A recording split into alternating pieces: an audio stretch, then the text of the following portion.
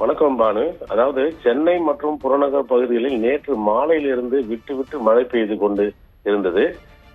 இரவு 9 மணிக்கு மேல் மிகவும் கனமழையாக மாறி இடி மின்னலுடன் தொடர்ந்து மழை பெய்தது. இதையடுத்து சென்னை விமான நிலையத்தில் கனமழை மற்றும் இடி மின்னல் காரணமாக விமான சேவைகள் பெருமளவு பாதிக்கப்பட்டன.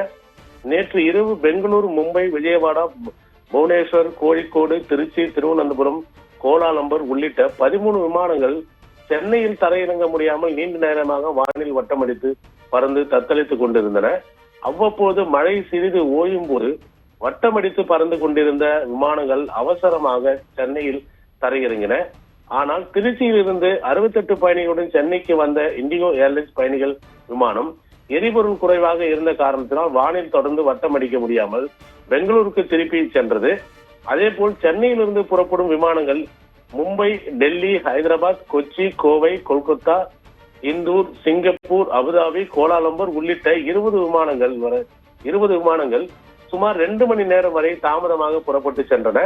அதோடு இலங்கை தலைநகர் கொழும்புவில் இருந்து சென்னைக்கு வரவேண்டிய ஸ்ரீலங்கன் ஏர்லைன்ஸ் பயணிகள் விமானம், அதேபோல் சென்னையிலிருந்து இலங்கைக்கு புறப்பட்டு செல்ல வேண்டிய ஸ்ரீலங்கன் ஏர்லைன்ஸ் பயணிகள் விமானமும் ரத்து செய்யப்பட்டன.